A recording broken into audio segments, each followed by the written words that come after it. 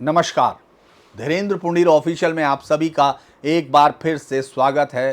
संवाद में हम चर्चा की शुरुआत कर रहे हैं पिछले कुछ दिनों से ईरान इजराइल के बीच वॉर अपडेट से, लेकिन आज हम देश की खबर से शुरू कर रहे हैं। 4 राज्यों में 5 विधानसभा सीटों के उपचुनाव के नतीजे आए हैं और बहुत दिनों बाद आपने एक खोई हुई पार्टी के अध्यक्ष को इस पूरे चुनाव के बाद खोज निकाला है, यानी केजरीवाल साहब, जो कभी दिल्ली विधानसभा में खड़े होकर दम ठोक कर ये कहते थे कि दिल्ली के असली मालिक हम हैं, वो दिल्ली से हारने के बाद ऐसे गायब हुए कि उनको खोजना टीवी के रिपोर्टर्स के लिए भी मुश्किल हो गया था। कभी अगर पार्टी के कार्यकर्ता के घर का पानी भी नहीं आता था, उस पर भी उछलकर बयान देने वाले केजरीवाल दिल्ली की हार के बाद दिल्ली के किसी भी मसले पर बोलते हुए नहीं दिख रहे थे और वो पंजाब में पाए जा रहे थे, जहां उनके सोफरमाफ करना ये लोग कहते हैं, मैं नहीं कह रहा हूं, जहां जो भगवान हैं उनके साथ वो अक्सर उनके प्लेन जो हेलीकॉप्टर से उसमें घूमते दिखते थे और बाकी वहां चुनाव लड़ा रहे थे, माफ़ कीजिएगा, अपने लोगों को। आज जब 5 जो सीटें थी उनमें से 2 सीटें जीतने वाली अकेली पार्टी के तौर पर आम आदमी पार्टी है, जो गुजरात में जीतती है, जो सबसे अहम सीट है उनके लिए, और दूसरे पंजाब में जीतती है, जो भी अहम इसलिए है क्योंकि वहां उनकी पार्टी की सरकार है और पार्टी के लिए ये माना जा रहा था कि एक टफ समय इस वक्त पंजाब में भी है। वहां भी वो कांग्रेस को हराकर जीतती है और गुजरात में वो कांग्रेस को तीसरे नंबर पर धकेल देती है, यानी माफ कीजिएगा कि इतना बड़ा जीत का अंतर जो है वोटों का हो सकता है कि उस पर बहुत लोग ये कहें कि ये संख्या है, लेकिन वो संकेतात्मक ज़्यादा है और बीजेपी के लिए मुझे लगता है थोड़ी सी एक आत्मचिंतन की समय उस तरफ जाती है। हालांकि गुजरात में जितना प्रचंड बहुमत बीजेपी के पास है, वहां यदि एक सीट पर आम आदमी पार्टी जीत भी जाती है इस पूरे उपचुनाव में, तो उनको हो सकता है बहुत ज़्यादा संख्या पर असर ना पड़े, लेकिन ये सीट याद रखने के लिए ज़रूरी है, ये केशुभाई पटेल की सीट हुआ करती थी, ये पाटीदार लोगों की सीट है, लिहाजा वहां की जीत बहुत सारे राजनीतिक समीकरणों को बदलती है। बीजेपी की जो राज्य में सत्ता है उस पर इसका कोई असर नहीं दिखाई देगा। ये भी नहीं कि बहुत जल्दी कोई ये कहे कि इसमें आगे आने वाले चुनावों में इसका बहुत फर्क पड़ेगा, लेकिन किसी एक के लिए तो पड़ेगा, वो पार्टी होगी कांग्रेस। कांग्रेस ने भी यहाँ एक सीट जीती है अगर हम केरल की सीट की बात करें, और ये जो वहाँ वामपंथी गठबंधन जो सत्ता में है उसके लिए एक बड़ा धक्का हो सकता है। लेकिन कांग्रेस क्या इसके सहारे अपने बाकी राज्यों में जिस तरह का झटका लगा है, क्या वो अपने आप को इससे संतुष्ट कर सकती है? पहले हम लोग बात कर लेते हैं कि आखिर किस किस सीट पर जो है जो नतीजे आए हैं उनका हम लोग बताते हैं और उसके बाद फिर उनका राज्यों के हिसाब से देखने की कोशिश करेंगे। जो पहली सीट है वो हम लोग विसावदर की, गुजरात का विसावदर है, जहां से आम आदमी पार्टी ने इस सीट को जीता है। 54% जो मतदान था वो कुल 57% में हम लोगों ने देखा था। सीट खाली हुई थी, बीजेपी के विधायक भूपत भयाणी के इस्तीफा दिया और उन्होंने इसको खाली किया था, और आम आदमी पार्टी ने यहां से गोपाल इटालिया को, जबकि बीजेपी ने किरीट पटेल को चुनाव में उतारा था और कांग्रेस ने नितिन रणपरिया को। लेकिन जो जीत हुई है वो गोपाल इटालिया की हुई है, जिनको 75,942 वोट मिले। किरीट पटेल को 58,358 मिले और 17,000 का वोटों का अंतर है। ये जो है एक विशेष ग्रामीण भी हुआ था, ग्रीन बूथ का एक यहाँ कोशिश की गई थी, गिर के जंगलों में इस पर वोट थी, तो वो कह सकते हैं ये आपका पहला मजबूत प्रदर्शन है जिसमें उसने गुजरात में बीजेपी और कांग्रेस दोनों को पीछे किया है। वोटर्स जो हैं पाटीदार और वो थे, वो कास्ट का जो इशू है उस पर इस समय इस चुनाव में ज़्यादा असर दिखा और किसान मुद्दों को उठाने की कोशिश इटालिया ने बहुत ज़्यादा तरीके से की थी। ये राजनीतिक संकेत भी है। सौराष्ट्र जहां बीजेपी की बहुत ताकतवर सीट थी वहां का वोटिंग पैटर्न है। ये जीत क्या 27-28 में आम आदमी पार्टी को मजबूत आधार देती है, ये सवाल ज़रूर खड़ा हो सकता है, लेकिन बीजेपी के लिए अभी वो चुनौती नहीं दिख रही है। सबसे बड़ी चुनौती वो कांग्रेस के लिए है और इसीलिए कांग्रेस के जो अध्यक्ष हैं उन्होंने वहां इस्तीफा भी दे दिया।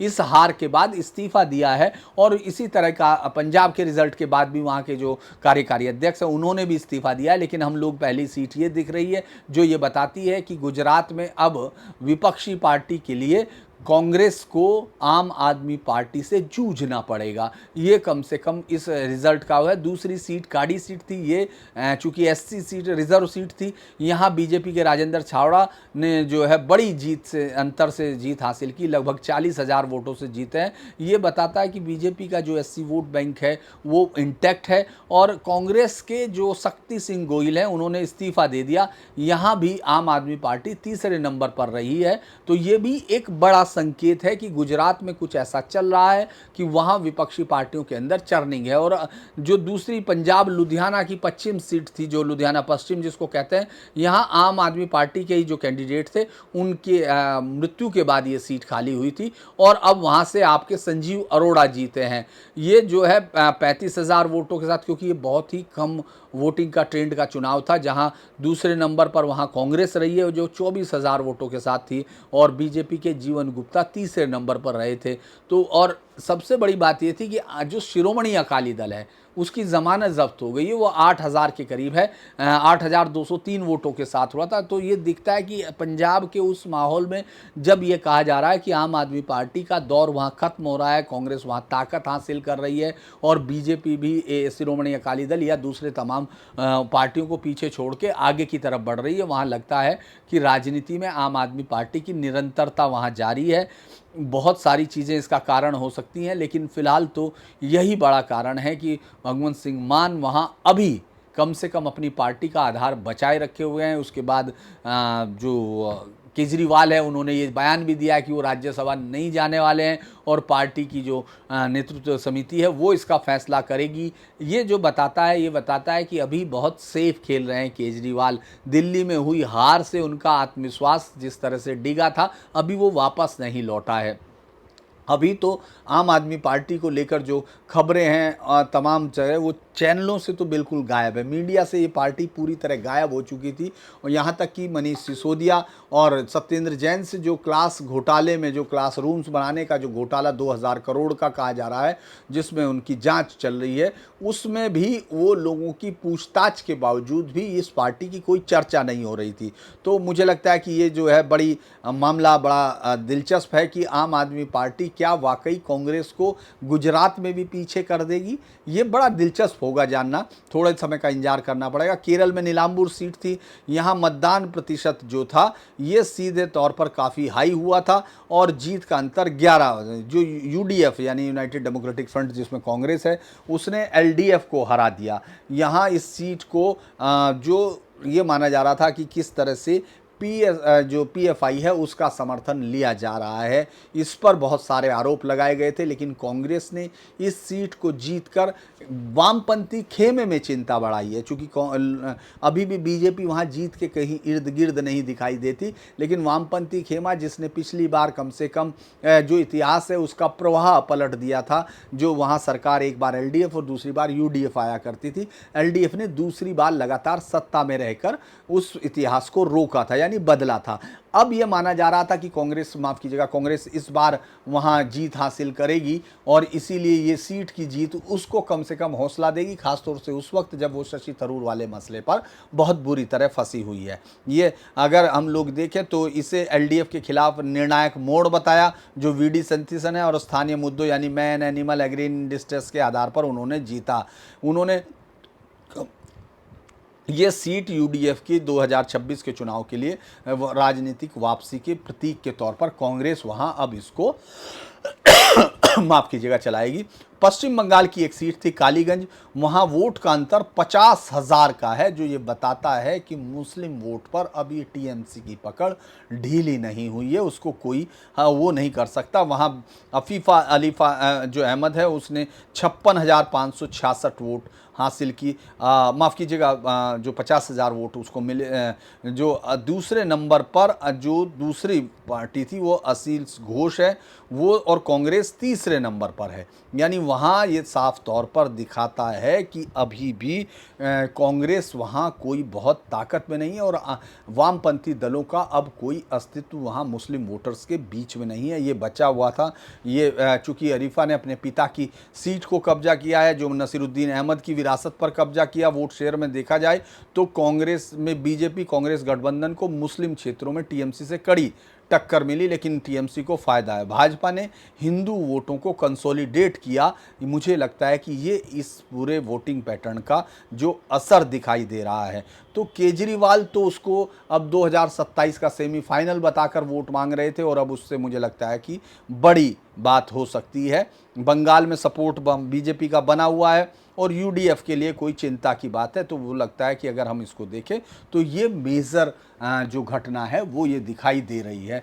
इसके बाद हम लोग जाना चाहते थे कि उस पर जाएं कि किस तरह से एक चंद्रशेखर जो है एक बीजेपी कम से कम एक नई चुनौती बीएसपी के वोट बैंक पर बीएसपी के लिए है। वहाँ उनके हमेशा से विवादों में घिरे रहे हैं, लेकिन आज का विवाद मुझे लगता है कुछ ज़्यादा बड़ा उनके लिए हो सकता है कि उनके राजनीतिक में एक बदलाव की तरफ भी इशारा कर दे, क्योंकि उनके खिलाफ एक शिकायत दर्ज हुई है, और वो शिकायत यौन उत्पीड़न की शिकायत है। जो उनके साथ कभी उनके करीबी रही, उन्होंने जो है ये शिकायत दर्ज की है। तो इस शिकायत के बाद सांसद चंद्रशेखर आज़ाद के खिलाफ राष्ट्रीय महिला आयोग में यौन उत्पीड़न की शिकायत दर्ज हुई है।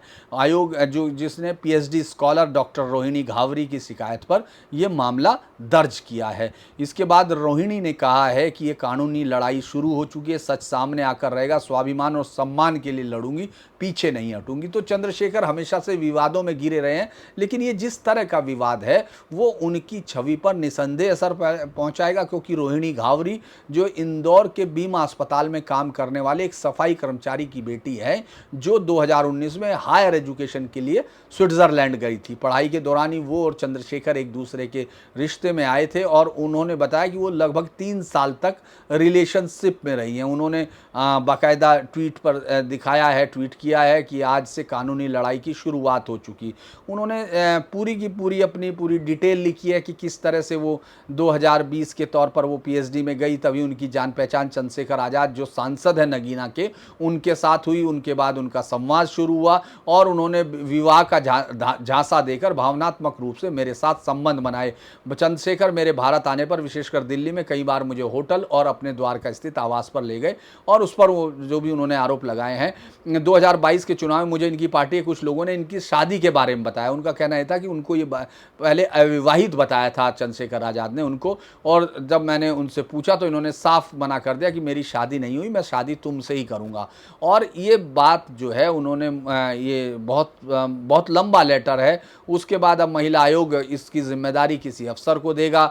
अफसर इस लड़की से जो कृष्ण घावरी हैं उनसे माफ़ कीजिएगा रोहिणी घावरी, उनसे वो तमाम चीज़ें मांगेगा, जो सबूत होंगे उनका फिर उसके बाद चंद्रशेखर से बयान लिए जाएंगे। दोनों के बयान दर्ज होने के बाद आयोग जो है पुलिस को ये एफआईआर दर्ज करने की बातचीत कर सकता, तब ये मुझे लगता है कि एक बड़ा इशू हो जाएगा। उन्होंने कई बार, रोहिणी घावरी ने कई बार कहा है कि वो ये अभी 1% जानकारी दे रही हैं। ये पिछले कुछ दिनों से विवाद चल रहा था, हम इस पर कभी अभी वो नहीं कर रहे थे, क्योंकि लग रहा था कि एक सांसद का मसला है, बहुत सारी चीज़ें हो सकती हैं। लेकिन अब चूंकि ये कानूनी लड़ाई की शुरुआत हो गई है, लिहाजा ये बताता है कि वो जो है, और चंद्रशेखर इस पर अभी कुछ बोल नहीं। उन्होंने कहा कि मैं सारा जवाब कोर्ट में दूंगा।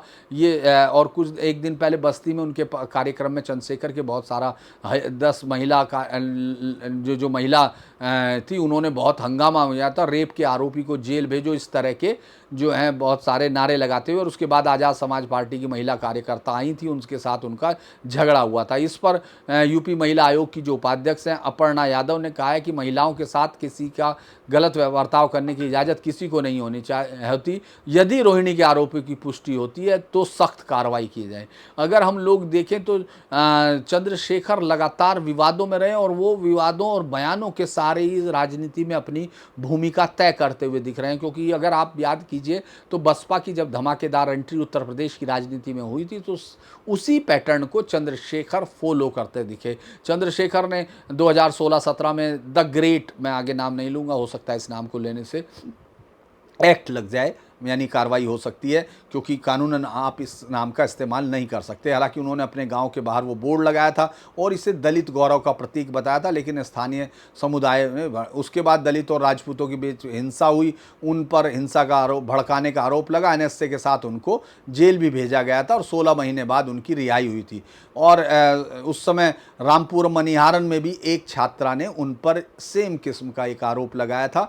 हालांकि इस मामले में उनके खिलाफ मुकदमा दर्ज हुआ था, अभी उसकी हालत मालूम नहीं है। चंद्रशेखर ने मायावती को अपनी बुआ कहा था, लेकिन मायावती ने इस रिश्ते से इनकार कर दिया था और उनके खिलाफ बयान दिए थे। और महाकुंभ के अवसर पर भी उन्होंने कहा था, जिन्होंने पाप किए वह चला जाए कुंभ। इस तरह के बयानों के साथ वो लगातार थे राजनीति में। अपने बयानों के चलते वो अभी तमाम पार्टियों से दूर हैं, क्योंकि उन्होंने जब 2022 का चुनाव हुआ तो 11 सीटें मांगी थी अखिलेश से, लेकिन उन्होंने मना कर दिया। तो लगता है कि ये जो खबर है, ये खामोशी है, अब बड़ी बात हो सकती है और इसके बाद मुझे लगता है कि हम लोग इसमें कई सारी चीज़ें नहीं देख सकते हैं। एक और बड़ी इंटरेस्टिंग चीज़ उत्तर प्रदेश को लेकर है कि उत्तर प्रदेश में इतने अरसे बाद भी बीजेपी आज तक अपने प्रदेश अध्यक्ष का चुनाव नहीं कर पा रही है, वो ये ढूंढ ही नहीं पा रही है। इसी दौरान मैं इस पर सोच रहा था कि एक बार बात करनी चाहिए कि क्या उत्तर प्रदेश में चल क्या रहा है, क्योंकि ना तो पहले अध्यक्ष का कार्यकाल खत्म हो चुका भूपेंद्र सिंह का, नए अध्यक्ष बना नहीं है, 28 जिलों के जिला अध्यक्ष अभी तक खाली पड़े हैं, आयोग की पोस्टिंग्स खाली पड़ी हैं। और जब तक ये नहीं होगा तब तक आप ये सोच सकते हैं कि किस तरह से चुनाव बिल्कुल सर पर आने वाले हैं। यानी इस साल के निकलते ही अगले साल के बाद 27 के शुरुआती वर्ष में चुनाव होगा और कई सारे ऐसे मसले हैं जिस पर बीजेपी को मुझे लगता है कई बार जवाब देने के लिए दिक्कतें पेश आएंगी, क्योंकि जिस राज्य के पास इतना ताकतवर मुख्यमंत्री हो उस राज्य में अगर वो प्रदेश अध्यक्ष नहीं चुना जा रहा है तो लगता है कि अंदर पार्टी में कुछ ना कुछ चल रहा है। अब हम लोग आगे की तरफ बढ़ते हैं और खबर पर चलते हैं, उसी पर जिस खबर को मुझे लगता है कि आजकल हम लोग पहले नंबर पर ले रहे थे। इसके अलावा एक और खबर मैं उत्तर प्रदेश की, माफ़ कीजिएगा, चलिए उस पर फिर बात करेंगे। आज हम लोग अब अपडेट पर बात करते हैं, क्योंकि जो युद्ध है वो लगातार चल रहा है। खोमेनी ने जो पुतिन से मदद मांगी है, एक लेटर लेकर अराकाजी जो ईरान के विदेश मंत्री है वो वहाँ पहुँचे हैं। वो तेहरान जब पुतिन से मिले तो एक वो लेटर उन्होंने दिया है।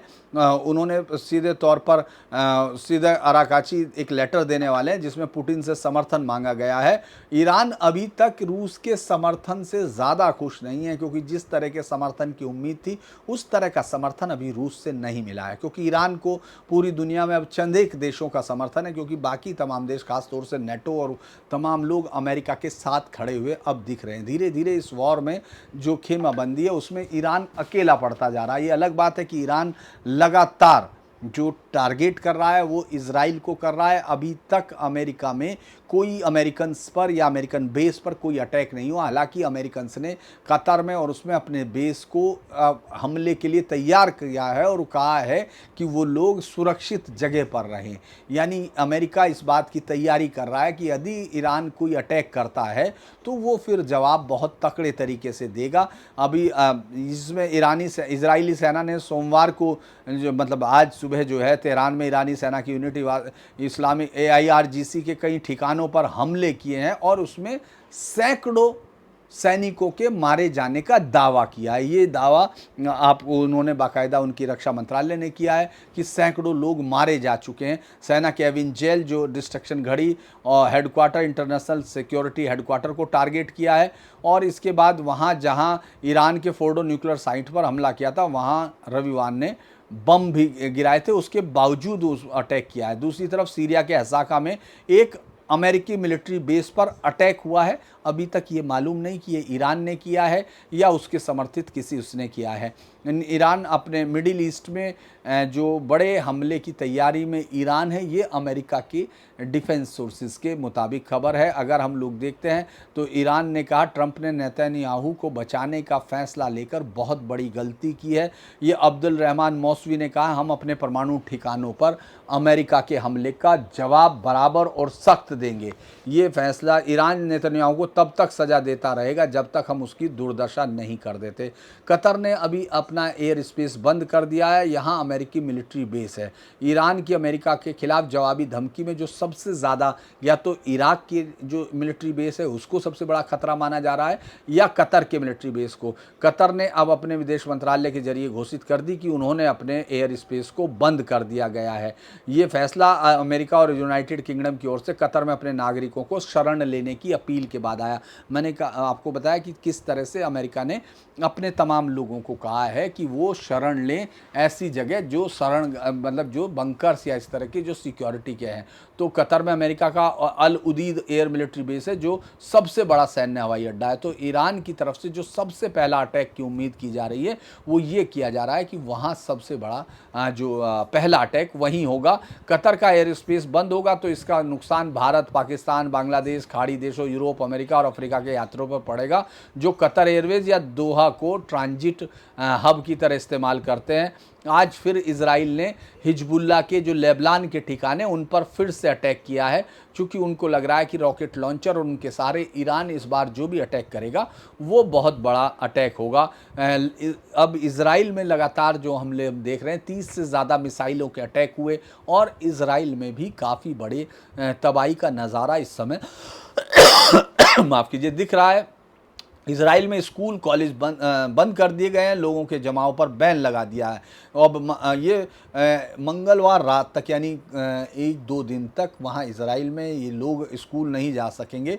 और अब तक जो इस पूरी लड़ाई में मुझे लगता है कि तेहरान जो जितनी कोशिश कर रहा है कि वो इस लड़ाई को अमेरिका के ऊपर, हालांकि जवानी जगह खर्च जरूर चल रहा है, लेकिन वो नहीं चाहता कि उसके साथ सीधे तौर पर लड़ाई हो, क्योंकि अमेरिका जिस तरह की तैयारी कर रहा है वो बड़ी मुझे लगता है कि बड़ी तैयारी हो सकती है। अगर हम इसमें देखते हैं कि अमेरिका ये कह ही रहा है कि पलटवार 1 या 2 दिन में हो सकता है, तो ये जो लड़ाई है मुझे लगता है कि बड़ी देर तक हो सकती है, चल सकती है। और इस पर जो है अमेरिका को अभी बहुत ही हाई अलर्ट पर है। इसके बाद ही हम लोग जो है ये देखेंगे कि अब आगे क्या होगा। जिस तरह से अमेरिका के जवाब में ईरान गोलबंदी करने की कोशिश कर रहा है वो बड़ा दिलचस्प होगा। क्या उसके साथ कोई देश आता है या नहीं, तो मुझे लगता है कि इस पूरे मसले में अभी हम लोगों को रात जो भी गुजरती है उस गुजरती हुई रात में हम लोग देखते हैं तो पूरे बड़े हमले अक्सर रात के या अल सुबह हो रहे हैं। तो अभी देखना होगा कि क्या ईरान या इराक माफ़ कीजिएगा ईरान और इजराइल दोनों में से कौन और बड़े हमले करता है। उसके बाद फिर कल सुबह तक हम लोग फिर जब देखेंगे तो उस वक्त अपडेट के साथ चर्चा करेंगे। अगर आपको वीडियो पसंद आया हो तो आप इसको लाइक कीजिए, सब्सक्राइब कीजिए और शेयर कीजिए। मेरी आपसे बार बार एक अनुरोध है कि आप इसकी रीच बढ़ाने में हमारा सहयोग दीजिए। अगर आपको मैं इमरजेंसी पर एक सीरीज करना चाह रहा था, लेकिन कल और परसों 2 दिन हम एक स्पेशल अलग से एक सीरीज करेंगे जो इमरजेंसी की उस कहानी को बताएगा जो आज 50 साल पूरे होने जा रहे हैं। 25 जून को इस देश में 1975 में जब इमरजेंसी लगी थी तो इस देश का जो पूरा का पूरा जो लोकतंत्र है वो एक तरह से अंधेरे में चला गया था। तो उस वक्त हमारे राजनेता क्या कर रहे थे, उस वक्त हमारा इंटेलिजेंसिया क्या कर रहा था और देश में चल क्या रहा था, इस पर हम बातचीत करेंगे। तब तक के लिए नमस्कार।